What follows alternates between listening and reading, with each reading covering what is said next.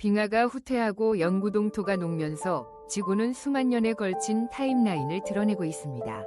온전한 피부를 가진 털코끼리, 거대한 수은 매장량, 3만 년 만에 부활한 고대 바이러스들이 그 예입니다. 시베리아의 얼어붙은 땅 아래에서 과학자들은 얼음 속에 보존된 가장 놀라운 유적 중 일부인 털코끼리를 발견했습니다. 이 멸종된 거대 동물은 약 11피트 높이에 거의 6톤 가까운 무게로 수만 년이 지나도 피부, 털, 심지어 기관이 보존된 상태로 발견되었습니다. 가장 유명한 발견 중 하나는 2007년 시베리아 북서부에서 네니츠 목동에 의해 발견된 한 달 된 여성 송아지인 루바입니다. 그녀는 보존 상태가 매우 양호하여 과학자들이 그녀의 마지막 식사를 확인하고 진흙 속에서 질식하여 죽었다는 사실을 밝혔습니다. 2010년에는 시베리아 북동부에서 유년기 여성 육하가 발굴되었습니다. 그리고 2013년 주로 리아코프스키 섬에서 성인 여성 버터컵이 발견되었습니다. 이러한 발견들은 털코끼리의 해부학, 행동, 북극 생태계에 대한 놀라운 세부 사항을 밝혀냈습니다. 더욱 흥미로운 것은 클로닝 가능성이 제기되고 있다는 점입니다. 잘 보존된 DNA를 바탕으로 과학자들은 언젠가 털코끼리가 다시 지구를 걷게 될 수 있을지 연구하고 있으며 멸종과 부활의 경계를 허물고 있습니다. 하지만 다음 발견이 보존된 생물이 아니라 얼음 아래 조용히 기다리는 화학적 위협이라면 어떨까요? 북극 영구동토 층 아래에는 지금까지 발견된 가장 위험한 것 중 하나인 거대한 독성 수은 저장소가 있습니다. 지구가 따뜻해지고 영구동토가 녹으면서 이 얼어있는 저장소가 지구적 결과를 초래하는 화학적 위협을 방출할 수 있습니다. 2018년 미국 지질조사국의 과학자들은 북극에 약 1,500만 갤런의 수은이 존재한다는 사실을 밝혔는데 이는 지구의 다른 모든 토양에서 발견되는 수은의 2배가 넘는 양입니다. 이 매우 독성이 강한 원소는 수로를 통해 이동하고 물고기와 야생동물에 축적되며 인간의 식품 사슬에 들어가 심각한 건강 위험을 초래하는데 특히 뇌와 신경계에 해롭습니다. 한때 영구적인 깊은 냉동 상태로 여겨졌던 영구동토는 기온 상승으로 인해 빠르게 악화되고 있습니다. 만약 이 수은이 환경으로 유출된다면 대륙 전역의 생태계를 오염시키고 식량 공급을 방해하며 수십 세대에 걸쳐 공공 건강을 위협할 수 있습니다. 이 얼음 아래에 얼어붙은 시한폭탄은 과거에 잠들어 있던 것이 곧 파괴적인 힘으로 돌아올 수 있음을 경고하는 날카로운 신호입니다. 만약 수은이 충분히 경악스러웠다면 고대의 미세한 무언가가 다시 살아날 수 있다면 어떨까요? 시베리아의 영구동토에서 과학자들은 3만 년 이상 얼어있던 바이러스인 피타바이러스 시베리쿰을 발견했습니다. 2014년 에익스 마세일 대학교와 러시아 과학 아카데미 팀에 의해 발견된 이 고대 바이러스는 그 나이뿐만 아니라 크기와 생존력으로 연구자들을 충격에 빠뜨렸습니다. 약 1.5 마이크로미터 길이인 피테이비루스 시버시엄은 많은 박테리아와 일부 진핵세포보다도 큽니다. 그러나 더 놀라운 것은 이 바이러스가 300세기를 넘게 얼음 속에 봉인된 후에도 흔한 담수 아메바인 아칸타모바에 감염될 수 있었다는 점입니다. 이는 이렇게 오래된 바이러스가 성공적으로 부활되어 감염성이 입증된 첫 번째 사례였습니다. 이 발견은 과학계 내에서 커져가는 우려를 불러일으켰습니다. 기후변화로 인해 북극의 영구동토가 계속 녹으면서 잠재적으로 해로운 고대 미생물들이 풀려날 수 있습니다. 이러한 발견은 글로벌 생물 안보와 빙하기 이후 밀폐된 생태계를 교란하는 것에 알 수 없는 결과에 대해 긴급한 질문들을 제기합니다. 얼음 아래의 모든 발견이 자연으로 인한 것은 아니면 일부는 갈등과 생존의 경계에서 얼어붙은 인류 역사에 속합니다. 북극과 흑해를 가로질러 연구자들은 수십 년 그리고 수세기 동안 보존된 군인, 항공기, 잃어버린 배 등 인류 역사에 대한 얼어붙은 흔적들을 발견했습니다. 2005년 이탈리아 북부의 등산가들은 알프스에서 제2차 세계대전 군인의 얼어붙은 시신을 발견했으며 60년 이상 제복 속에 보존되어 있었습니다. 그는 비밀 임무 중 사망했을 가능성이 있으며 전쟁의 혹독한 산악작전을 엿볼 수 있게 해줍니다. 계속하기 전에 여러분께 작은 부탁 하나 드릴게요. 이 콘텐츠가 마음에 드신다면 잠시만 시간을 내셔서 채널 구독과 영상 좋아요를 눌러주세요. 시청자 중 99% 이상이 구독 없이 영상을 보고 계시거든요. 구독은 여러분께 아무런 비용이 들지 않지만 저희에게는 정말 큰 힘이 됩니다. 그러니까 지금 바로 구독 버튼을 눌러주세요. 구독해 주셔서 정말 감사드립니다. 자, 그럼 다시 영상으로 돌아가 볼까요? 2009년에 소련의 DB3 폭격기가 노보로시스크 근처의 흑해 바닥에서 발견되었습니다. 이 항공기는 통제된 수륙 착륙을 했으며 차가운 저산소 수역에서 60년 이상 동안 거의 원형 그대로 보존되어 있었습니다. 더 북쪽에서는 2014년과 2016년에 캐나다 공원이 1840년대 존 프랭클린 경위 탐험 여정에서 잃어버린 배인 HMS 에레부스와 HMS 테러를 찾았습니다. 북극 얼음 아래 150년 이상 숨겨져 있던 이 배들의 발견은 승무원들의 마지막 날에 대한 중요한 세부사항을 밝혀냈습니다. 이러한 얼음 속 발견들은 눈, 바다, 시간의 층 아래에서 보존된 인내, 비극 및 생존의 이야기를 드러냅니다. 우리는 역사 속 얼음을 탐구했지만 만약 당신에게 그 차가운 아래에 불이 있다는 것을 이야기한다면 계속하기 전에 모든 분들께 특별한 10초의 요청이 있습니다. 저를 도와주실 수 있다면 알림벨을 눌러주시고 구독 버튼을 눌러주세요. 그것은 저에게 큰 의미가 있습니다. 이 채널을 정말 지원해 주신 것에 감사드립니다. 만약 그렇게 해주신다면 저와 제 팀은 이 쇼를 더 나아지게 만드는데 최선을 다할 것을 약속드립니다. 거래할까요? 남극의 얼어붙은 표면 깊숙한 곳에는 예상치 못한 것이 숨겨져 있습니다. 그것은 바로 불입니다. 과학자들은 서부 남극 빙상 아래 숨겨진 거대한 하부 화산 네트워크를 발견했으며 이곳은 수백만 년 동안 활동해왔습니다.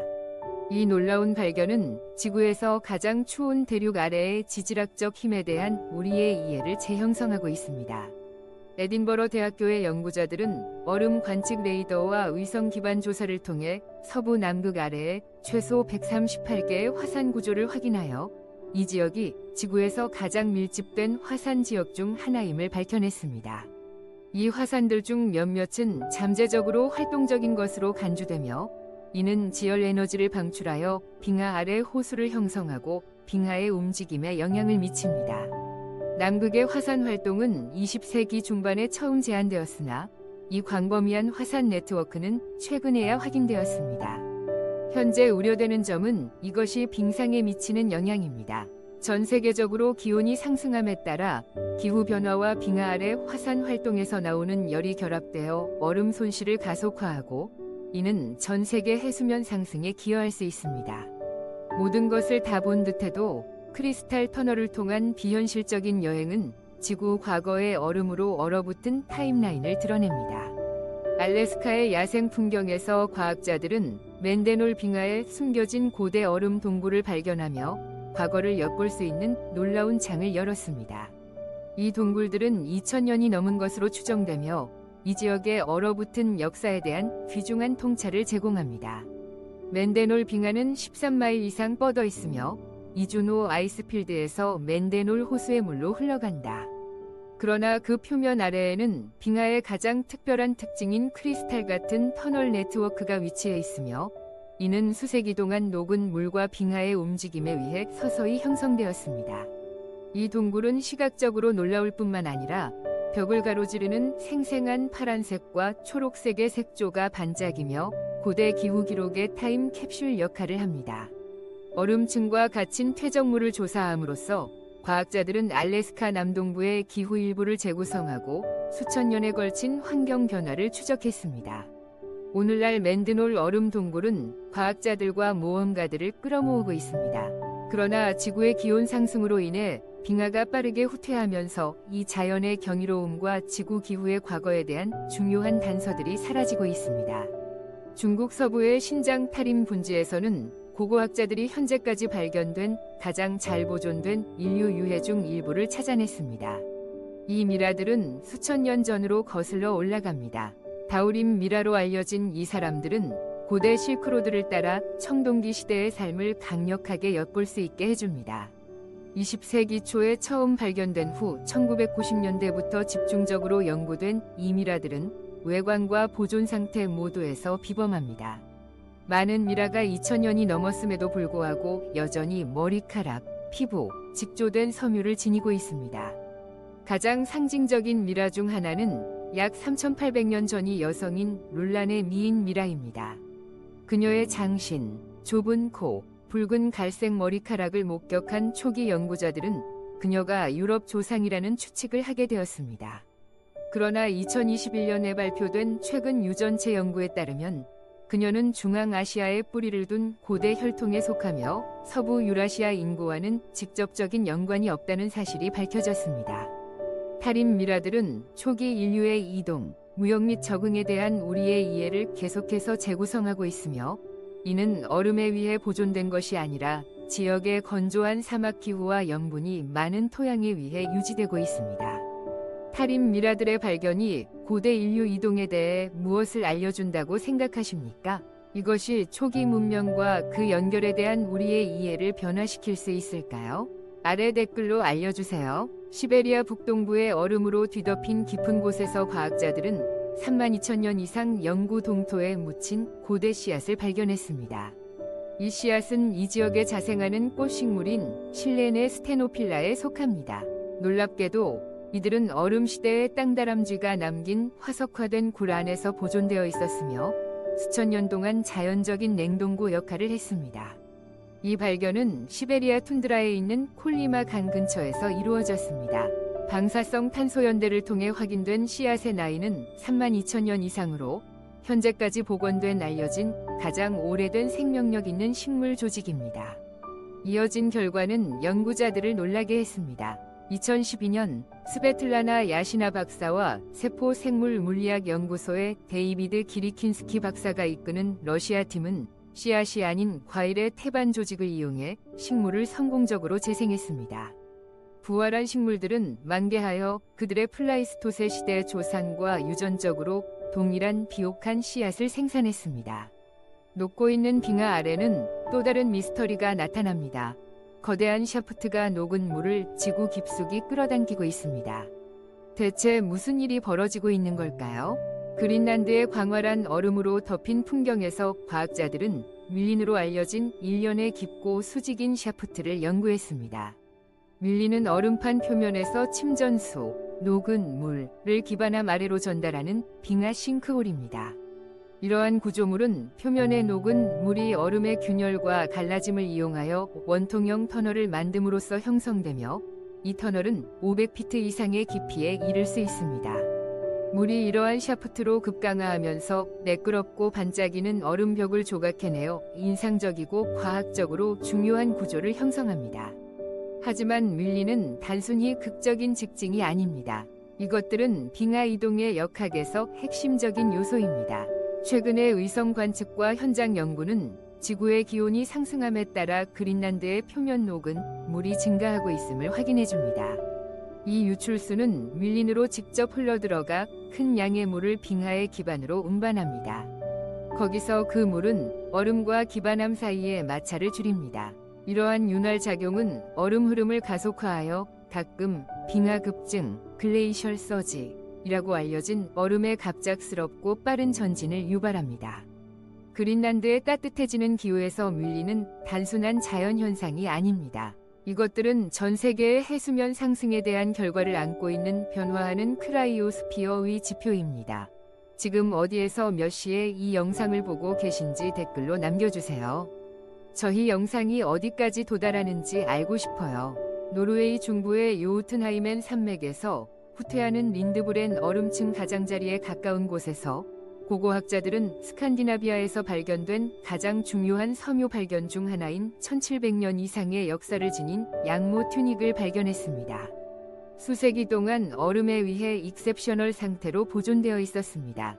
이 위복은 2011년에 하이커에 의해 발견되었으며 당시 아플란 카운티에 위치해 있었으며 녹아내리는 얼음에서 모습을 드러냈습니다. 통보를 받은 얼음의 비밀 팀은 내륙 덱 카운티의 빙하 고고학 프로그램의 일환으로 이 유물을 조심스럽게 발굴했습니다. 방사성 탄소 연대 측정 결과 튜닉의 시대는 230년에서 390년 사이로 확인되었으며 이는 고대 로마 철기 시대에 확실히 해당됩니다. 그들이 공개한 내용은 놀라웠습니다. 양모로 짜여진 이 튜닉은 뛰어난 장인 정신을 보여주었으며 여러 번 수리되었을 가능성이 있었습니다. 섬유 분석 중 염료는 발견되지 않았으나 양모 자체는 자연적으로 갈색이었고 오랜 사용의 흔적이 보존되어 있었습니다. 이 발견은 고대 노르웨이에서의 일상생활과의 드문 물리적 연결고리를 제공했으며 이는 계획에 의해 보존된 것이 아니라 오래된 산의 얼음이 만든 지속적인 고요함 덕분이었습니다. 페루 남부의 안데스 산맥 높은 곳 2만 피트 이상의 고도에서 과학자들은 고고학에서 가장 놀라운 발견 중 하나인 500년 이상 보존된 얼어붙은 잉카 소녀를 발견했습니다.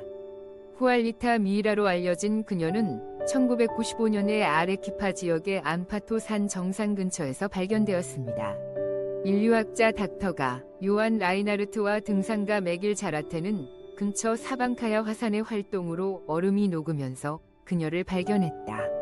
12세에서 15세 사이의 나이를 가진 소녀는 고귀한 직물에 쌓여 있고 의식용 아이템으로 장식되어 있으며 이는 산신에게 바치는 신성한 제물인 카파코차 위식에서 희생된 것이다. 연구자들을 놀라게 한 것은 그녀의 거의 완벽한 보존 상태였다. 그녀의 피부, 머리카락, 내장기관은 고산지대의 얼음에 의해 보호되어 온전한 상태로 남아 있었다. DNA 테스트, CT 스캔 및 동위원소 분석을 통해 과학자들은 그녀의 마지막 식사, 건강 상태 및 위복 기술에 대한 정보를 밝혀냄으로써 잃어버린 잉카의 신념과 의식 생활에 대한 희귀하고 친밀한 관점을 제공했다. 이제는 얼음 시대의 시기로 돌아가 보자. 그곳에서 미세한 포식자들이 세밀하게 보존되어 매머드 곁을 돌아다니던 시절은 어땠는지를 이야기한다. 시베리아의 얼어붙은 야쿠티아 지역에서 과학자들은 엄청난 빙하기 발견을 했다. 2마리의 선사시대 동굴 사자 새끼, 영구 동토층에 의해 뛰어난 상태로 보존된 것이다. 세무리악 강 근처에서 발견된 이 새끼들은 스파르타와 보리스라는 이름을 가졌다. 방사성 탄소 연대 측정 결과 스파르타는 약 28,000년 전이 것이며 보리스는 대략 43,000년 전으로 밝혀졌다. 두 새끼는 사망 당시 아마도 불과 한두 달 정도밖에 되지 않았으며 갑작스러운 산사태에 의해 시신이 얼어붙은 퇴적물에 묻혔던 것으로 보인다. 이러한 조건 덕분에 그들의 피부, 금빛 털, 내장 기관, 심지어 수염까지도 온전하게 보존되었다. 특히 스파르타는 지금까지 발견된 동굴 사자 중 가장 잘 보존된 것으로 평가받고 있다. 멸종된 종인 펜테라 스페레아에 속하는 이 아기 사자는 빙하기 포식자들에 대한 전례 없는 시각을 제공합니다. 과학자들은 그들의 해부학, DNA 및 초기 발달을 연구하며 매머드와 털코끼리와 함께 한때 이 풍경을 공유했던 종에 대한 희귀한 통찰을 열었습니다. 그러나 뼈와 얼음 이상이 있을까요? 무려 수백만 년 동안 얼음 아래에서 전체 생태계가 번성해왔다면 어떨까요?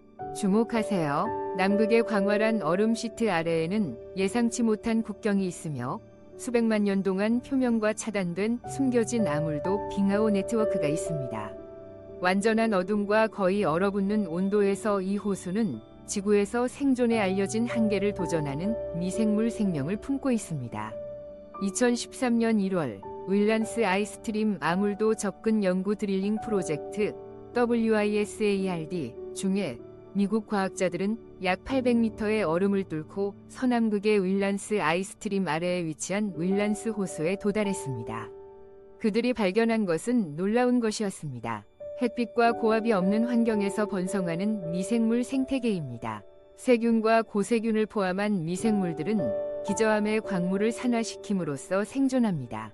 많은 이들이 고염도와 약산성 조건을 견디며 이러한 특성 덕분에 이 극한의 아물도 세계에서 살아남을 수 있습니다. 그러나 윌란스 호수는 남극 아래에 존재하는 400개 이상의 아물도 호수 중 하나일 뿐입니다. 그 중에서도 거의 4,000m의 얼음 아래에 묻혀있는 보스토크 호수는 가장 큽니다. 직접적인 샘플링은 제한적이지만 연구자들은 호수 위의 얼음에서 미생물 DNA를 발견해 생명이 지구에서 가장 고립되고 불모의 장소 중 하나에서도 지속될 가능성이 있음을 제시했습니다. 2018년 1월 위 한 추운 아침, 매사추세츠주 낸터킷의 해안선에서는 특별한 자연현상인 슬러피 파도가 나타났습니다. 이 드문 현상은 시각적으로 놀랍고 과학적으로 흥미로우며 정확한 대기 조건에서만 발생합니다. 그날 공기 온도는 화씨 12도까지 떨어져 바닷물에 얼음이 얼기 시작했습니다. 파도가 해안으로 밀려오면서 아찔한 추위가 표면의 물을 동결시키기 시작했습니다. 지속적인 소용돌이는 물을 조밀한 슬러시 상태의 혼합물로 변형시켰고, 이는 바닷물보다 얼음 음료처럼 보이는 파도를 만들어냈습니다. 슬러시 파도 또는 슬러피 파도로 알려진 이 현상은 차가운 공기, 미세한 바람, 그리고 안정적인 파도 운동이 결합할 때 발생합니다. 물은 고형 상태의 얼음을 형성하는 대신 움직이는 얼음 결정의 반동결 상태로 변합니다. 이 짧게 발생한 사건은 과학자들과 사진작가들을 모두 매료시켰습니다. 비록 드물지만 가장 친숙한 풍경조차도 소금, 리듬 및 극한의 추위에 의해 조각된 이 세상 같지 않은 현상을 만들어낼 수 있다는 것을 상기시켜줍니다. 2013년 남극의 얼어붙은 광활한 공간에서 100년이 넘는 역사를 가진 사진 네거티브 세트가 발견되었습니다. 이는 역사상 가장 상징적인 극지 미션 중 하나에 대한 연결고리입니다. 이 이미지는 1914년에 시작된 어니스트 셰클턴 경위제국 초극 탐험대의 덜 알려진 지원팀인 로스의 파티와 연관됩니다. 네거티브는 로스 섬의 케이프 에반스에 있는 스콧 선장의 오두막 안에서 얼음에 갇혀 발견되었으며 로스의 파티가 대피했던 장소입니다. 거의 한 세기 동안 영하의 조건에서 보존된 이 네거티브는 뉴질랜드 남극 유산 신탁의 보존 작업 중에 회수되었고 셀룰로이드 질산 필름에서 현상되었습니다. 이 이미지는 로스의 파티 위 고난을 담고 있으며 그들의 배인 오로라호가 부두에서 떠내려가면서 고립된 상태에서 남겨진 이들의 모습을 보여줍니다. 그들은 대륙 전역의 보급기지를 계속 설계하며 동상, 굶주림, 그리고 지구에서 가장 혹독한 환경 중 하나에서 수많은 노출을 견뎌냈습니다. 그러나 역경 속에서도 그 사진들은 남극의 아름다움, 빙벽, 광활한 눈밭, 그리고 시간 속에 얼어붙은 생존의 침묵을 포착했습니다. 지구의 영구 동토층과 해저 깊은 곳에는 흔히 불이 얼음으로 불리는 변동성이 크고 매혹적인 물질인 메탄 하이드레이트가 존재합니다. 높은 압력과 낮은 온도에서 형성된 이 얼음 고체는 메탄 분자를 물 결정의 격자 안에 가두어 일반 얼음처럼 보이는 물질을 생성하지만 불꽃에 노출되면 발화합니다.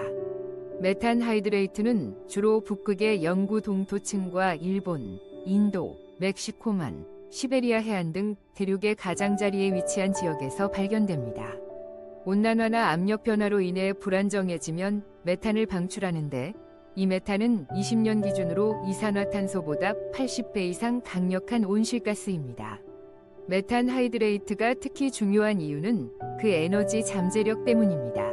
미국 지질조사국과 국제에너지기구에 따르면 전 세계 매장량은 지구상의 모든 화석 연료의 결합 에너지량을 초과할 수도 있습니다. 그러나 이를 채취하는 것은 위험이 따릅니다. 통제되지 않는 방출은 해저를 불안정하게 하거나 기후변화를 악화시킬 수 있습니다. 그럼에도 불구하고 안전한 방법이 개발된다면 메탄 하이드레이트는 기회와 환경적 위험 사이에 있는 전환 에너지원이 될 수 있습니다. 메탄 하이드레이트가 우리의 미래 에너지원에 어떤 영향을 미칠 것이라고 생각하시나요? 우리가 찾고 있는 해결책이 될 수 있을까요? 아니면 시한폭탄이 될까요? 아래 댓글로 알려주시고 더 흥미로운 사실을 발견하기 위해 채널 구독 및 팔로우하는 것을 잊지 마세요. 시베리아의 영구 동토 깊은 곳에서 과학자들은 늦은 빙하기에 대한 수수께끼의 유물을 발견했습니다. 18,000년 된 개과 동물로 털과 알, 심지어 수염까지 잘 보존되어 있었습니다. 그러나 연구자들이 가장 흥미롭게 여긴 것은 이 동물이 개인지 늑대인지 데피너티블리 분류할 수 없었다는 점입니다.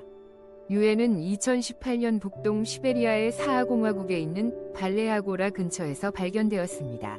스웨덴의 고대 유전학센터에서 진행된 유전자 분석은 스톡홀름 대학교와 스웨덴 자연사 박물관의 협력으로 이루어졌으며 이 동물은 야쿠트어로 친구를 의미하는 도고르라는 별명을 가지고 있으며 늑대와 초기계 모두와 유사한 특징을 지니고 있음을 밝혀냈습니다.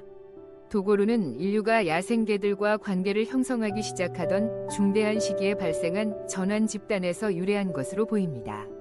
그러나 놀랍게도 도고르의 DNA는 알려진 어떤 늑대나개 계통과도 명확히 일치하지 않습니다. 연구자들은 도고르가 멸종된 늑대 집단의 일원인지, 초기 길들여진 개인지, 또는 두 종 모두의 공통 조상인지를 계속 논의하고 있습니다. 시간 속에 얼어붙은 이 어린 강아지는 늑대가 평생 인간 친구로 진화하기 시작했던 고대 순간에 대한 희귀한 유전적 및 신체적 연결고리를 제공합니다. 극지 바다의 얼어붙은 표면 아래에서는 드문 얼음 형성이 조용히 성장하고 있으며 이를 종종 죽음의 손가락이라고 부르는 브리나클이 형성됩니다. 이러한 기이한 수중관은 해빙 아래의 영하의 물에서 형성되며 작은 해양 생명체에게 치명적인 위협을 가합니다. 브리니클은 바다 얼음이 형성될 때 고농축의 초냉각 염수가 배출되면서 발생합니다. 이 밀도가 높은 액체는 주변 바닷물 속으로 가라앉아 접촉하는 모든 것을 얼립니다. 염수가 하강하면서 아래로 향하는 속이 빈 얼음 튜브를 형성하게 되며 때로는 바닥까지 몇 피트에 이릅니다. 브리니클이 위험한 이유는 느리게 움직이는 해양 생물들, 예를 들어 다섯팔징어와 성게를 실제로 붙잡아 얼릴 수 있는 능력 때문입니다. 얼음 기둥이 성장함에 따라 그것은 바닥을 가로질러 퍼져나가며 경로에 있는 생명체를 단단한 얼음으로 감싸버립니다. 과거에 과학자들에 의해 가능성을 제기되었지만 브리니클은 2011년 BBC 위 냉동 행성 탐사대가 맥머도 사운드 근처의 남극 바다 얼음 아래에서 처음으로 자세히 촬영되었습니다. 이 영상은 이 냉각 과정이 작동하는 생생한 증거를 제공했습니다. 오늘날 브리니클은 얼음 아래 극한의 조건을 상기시켜주는 드문 사례로 남아있으며 소금, 추위, 중력이 결합하여 바다의 가장 조용하고 초현실적인 살인자를 만들어냅니다. 미국 동남부의 습지에서는 예상치 못한 놀라운 추위 생존 전략이 펼쳐집니다. 2억 년 이상 지구를 거느렸던 미국 악어는 짧은 동결 온도에서 생존할 수 있는 독특한 적응력을 진화시켰습니다. 노스캐롤라이나, 조지아, 플로리다와 같은 주에서 갑작스러운 겨울 추위로 인해 이 얕은 습지의 온도가 영하로 떨어질 수 있습니다. 이럴 경우 악어는 브루메이션이라고 불리는 비활동 상태에 들어가게 되며 이는 파충류의 형태로 겨울잠을 자는 것입니다. 물 위에 얼음이 형성되면 악어는 신진대사를 느리게 하고 거의 움직이지 않게 됩니다. 그들은 조심스럽게 주둥이를 수면 위에 위치시켜 얼음을 뚫고 숨 쉴 수 있는 구멍을 만들며 나머지 몸은 얼어붙은 물에 갇히게 됩니다. 이러한 동결 반응은 노스캐롤라이나주 오션 아일 비치의 스완프 파크와 같은 공원에서 관찰되며 극한의 온도 하락을 수일 동안 견딜 수 있게 도와줍니다. 온도가 상승하면 얼음이 녹고 악어는 정상적인 활동으로 돌아옵니다. 마지막으로 모든 얼음이 자연적으로 형성되는 것은 아닙니다. 인간이 방사능을 막기 위해 얼음으로 변할 때 어떤 일이 일어날까요? 2011년 3월 11일 일본의 후쿠시마 제1원자력발전소는 방사성 지하수가 태평양으로 흘러가는 것을 막기 위해 심각한 도전에 직면했습니다. 그중 가장 혁신적인 해결책 중 하나는 2016년에 완공된 지하 얼음 장벽인 랜드사이드 불침투성 벽이었습니다. 원자로 건물 주위를 약 1,500m 둘러싼 이 벽은 각각 약 30m 깊이의 샤프트 1,000개 이상을 뚫어 만들어졌습니다. 엔지니어들은 영하 30도에서 냉각된 염수로 채워진 파이프를 삽입하여 주변 토양을 얼음의 단단한 벽으로 얼렸습니다. 이 시스템은 일본의 습한 여름철에도 연속적으로 운영되어 장벽을 얼린 상태로 유지합니다. 이 프로젝트는 일본 정부가 약 3억 2,500만 달러의 비용으로 지원하는 이 프로젝트는 TEPCO가 관리하며 경제산업부의 감독을 받고 있습니다. 표면에서 보이지 않지만 이 얼어붙은 방어막은 후쿠시마의 방사능 유산을 억제하는 데 있어 중요한 도구입니다. 오늘 영상이 마음에 드셨다면 좋아요를 눌러주시고 채널 구독도 잊지 마세요. 여러분의 지원은 저희에게 큰 의미가 있습니다. 지금 화면에 나타나는 영상을 클릭해보세요. 이 콘텐츠를 사랑해주시길 바랍니다. 다음에 다루었으면 하는 주제에 대해 아래에 댓글을 남겨주세요. 시청해주셔서 감사합니다. 다음 영상에서 뵙겠습니다. 함께해주셔서 감사합니다. 댓글을 남기고 좋아요로 지지를 표시하며 더 흥미로운 영상을 위해 구독 버튼을 잊지 말고 눌러주세요. 다음에 뵙겠습니다.